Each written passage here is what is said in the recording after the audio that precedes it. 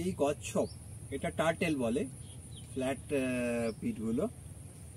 এই সময়ে মাঠে ধান পোতা হচ্ছে, এদিক ওদিক থেকে উঠে আসে অনেক।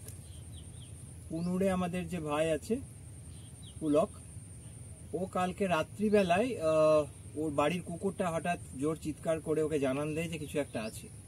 ও বাড়ির বাইরে বেরিয়ে দেখে এই কচ্ছপটা রাস্তার উপর দিয়ে হেঁটে বেড়াচ্ছিল।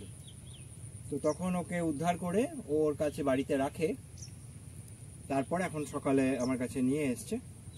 ও আমার মনে হয় ওর ডিম দেবে, কারণ সেরকমই ওর পরিস্থিতি দেখে লাগছে।